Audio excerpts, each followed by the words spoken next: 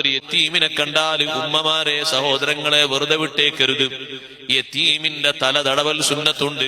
കൈ സഞ്ചരിക്കുന്ന തൊടുന്ന ഓരോ രോമത്തിന്റെയും മുടിയുടെയും കണക്കനുസരിച്ച് അല്ലാഹു സുബ്ഹാനഹു വ തആല ഹസനത്ത് തരുന്നു, നന്മ തരുന്നു, മഗ്ഫിറത്ത് തരുന്നു.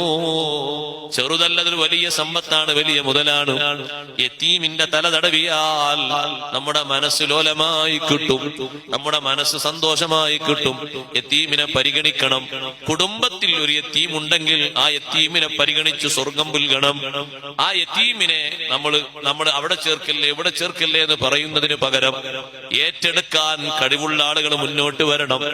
സ്വന്തം മകനെ പോലെ മകളെ പോലെ പരിരക്ഷിക്കാനുള്ള സന്നദ്ധത വേണം.